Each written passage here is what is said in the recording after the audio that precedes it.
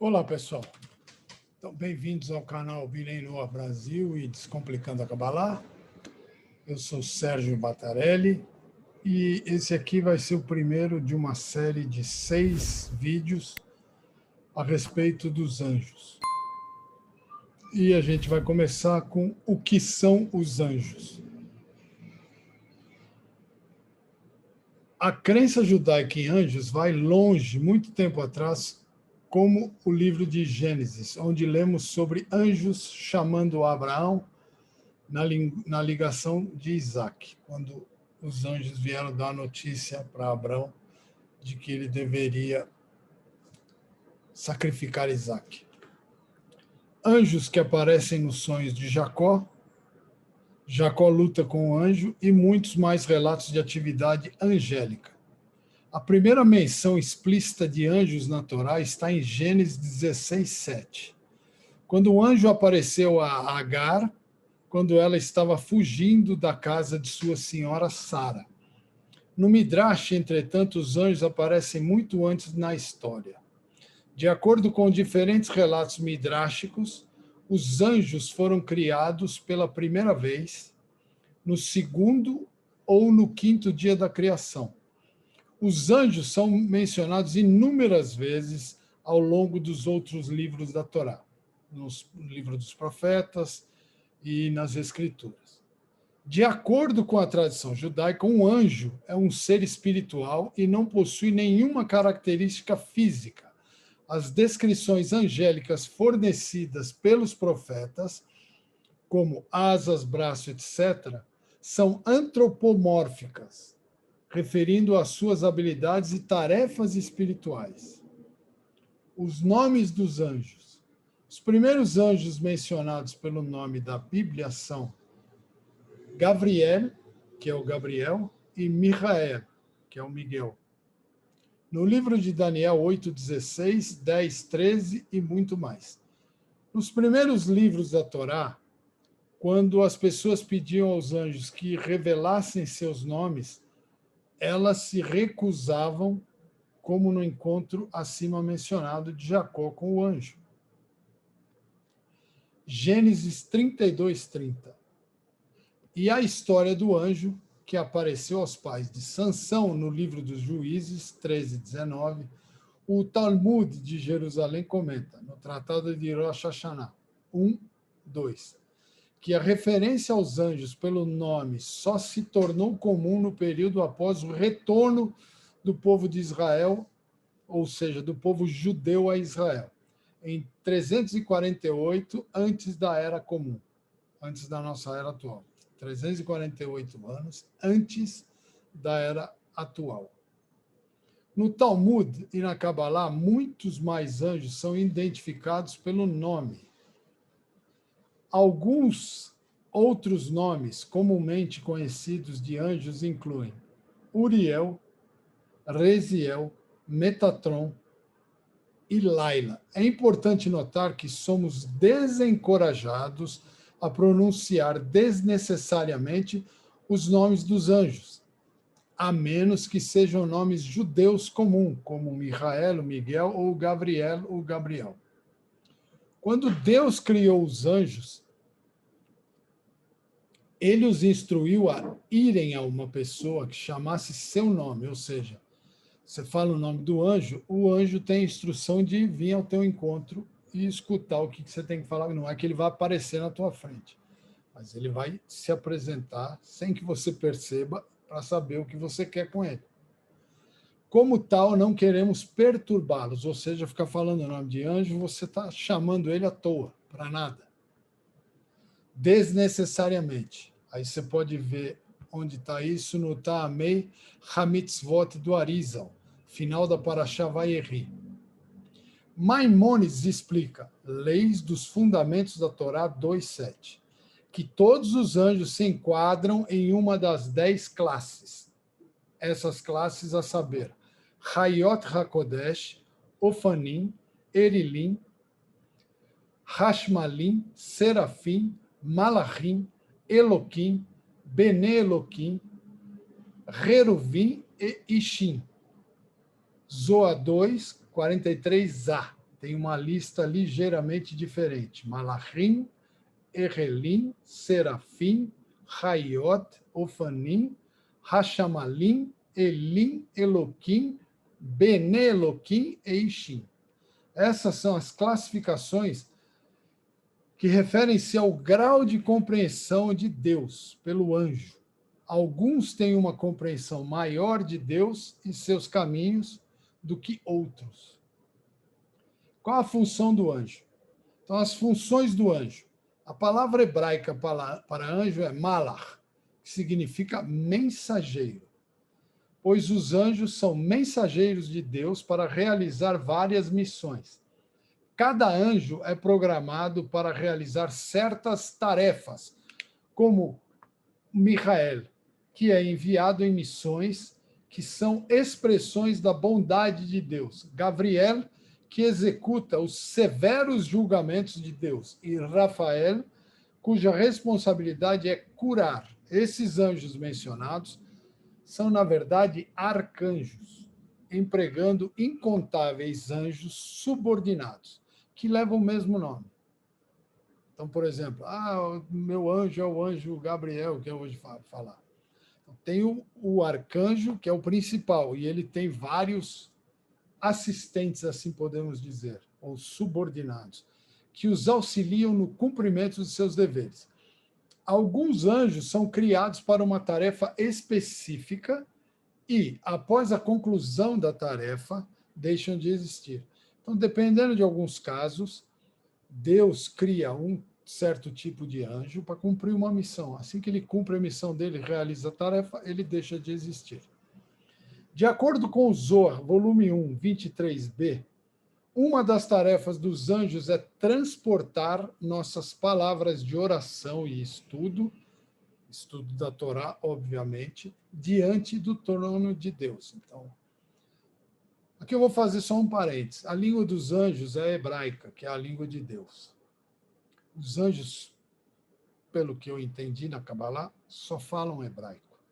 Então, quando você lê os seus estudos de Torá em hebraico, os anjos levam isso para Deus. Quando você lê na sua língua pátria, ou seja, aqui no Brasil em português, o próprio Deus vai entender elas também. Então, não tem esse perigo. Só que os anjos são transportadores das palavras de oração e estudo da Torá. Por isso que no judaísmo se mantém a tradição de cantar, rezar e fazer tudo em hebraico. Então, para quem não sabe hebraico, pode fazer transliterado, que é você ler em palavras as letras do nosso alfabeto, mas as palavras são em hebraico. Outros tipos de anjos são aqueles que são criados pelas obras do homem. Nas palavras de nossos sábios, aquele que cumpre uma mitzvah adquire para si um anjo advogado. Ou seja, você cumpre um mandamento, você cria um anjo. Um anjo é criado quando você faz um ato de bondade, né? Vocês já devem ter ouvido falar isso. O judaísmo fala muito sobre isso.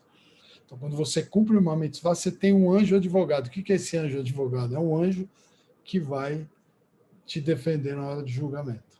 Ele vai falar o que você fez de bom. Aquele que comete uma transgressão, quando você comete um pecado, comete algo errado, você adquire contra si um anjo acusador. Alguns falam, cria um demônio. Que pode ser isso. O demônio nada mais é de um anjo acusador. Ele vai usar tudo que você fez de ruim para, na hora do julgamento perante Deus, te acusar. Isso está em Ética 4:11. Estes são formados a partir da energia intelectual e emocional que alguém investe no cumprimento de uma mitzvah. Então, a energia que você coloca para cumprir um mandamento, uma mitzvah, seja para o bem, seja para o mal, ela vai subir com a mesma força. Então, se for seu anjo advogado, ele vai ter força para te defender. Se for teu anjo acusador, o anjo demônio, ele vai te acusar com mais força. No estudo da Torá ou na oração, ou inversamente a energia aplicada na execução do pecado. Eu acabei de explicar. Então, se você está cumprindo uma mitzvah, está fazendo um estudo da Torá, está rezando, isso vai fortalecer o seu anjo advogado. Se você fizer o contrário, vai fortalecer o teu anjo acusador. De acordo com algumas escolas de pensamento, o termo anjo na literatura judaica também pode se referir a regras da natureza, que, embora poderes ostensivamente naturais, também são poderes dotados de Deus. Então, a natureza é Deus, tá certo? Quem criou a natureza? Deus. Seus mensageiros, que executam sua vontade, isso está em no Guia dos Perplexos 2.6. Essa visão não está em conflito com a compreensão tradicional dos anjos como seres espirituais, que existem em um plano diferente da realidade. De acordo com a Kabbalah, todo ser físico e energia, toda energia, evoluem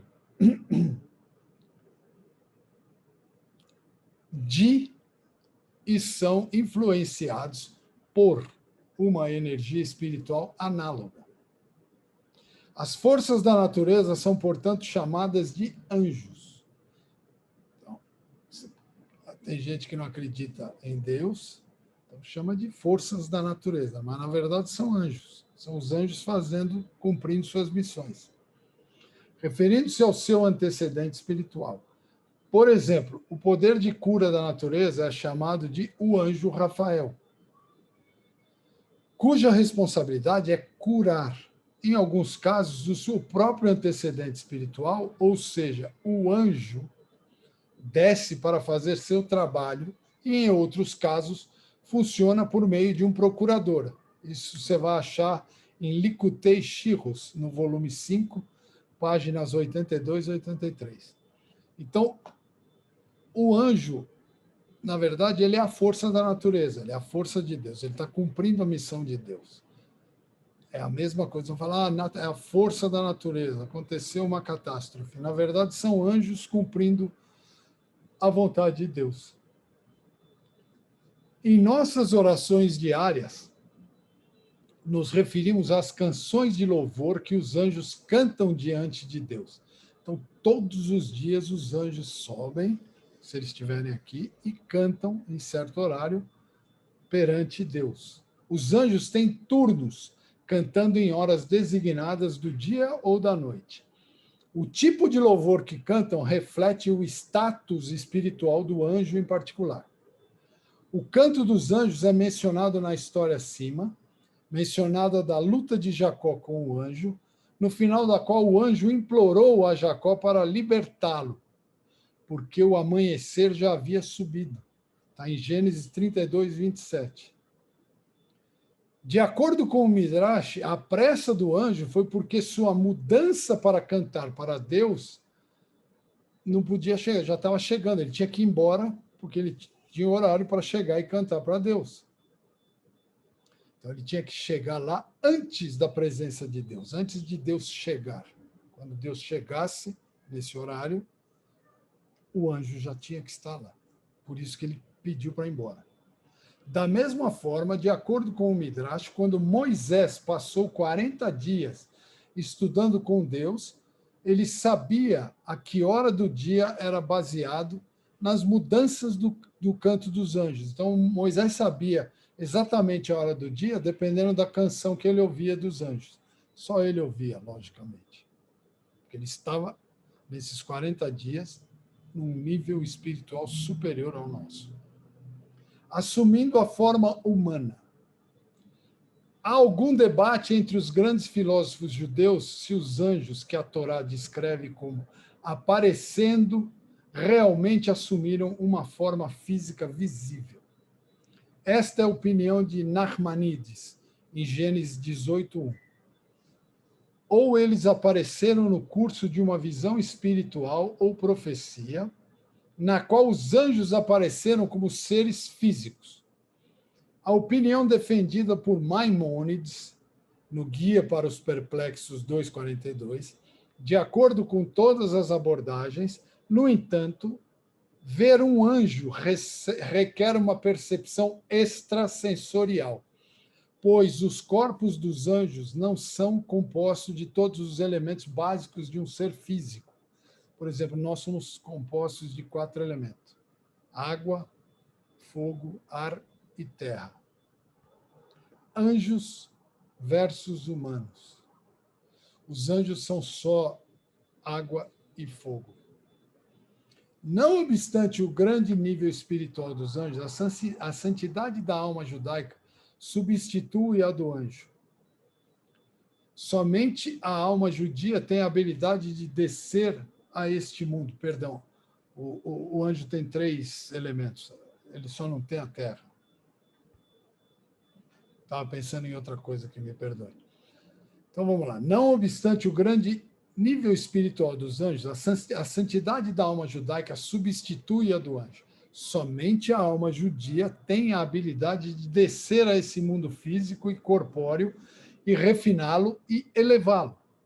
O Midrash relata um incidente que ocorreu durante os tempos de Enos, neto de Adão. Quando os anjos assumiram a forma humana e desceram a este mundo, em uma tentativa de demonstrar como eles permaneceriam santos e espirituais e não afetados pelas tentações desse mundo.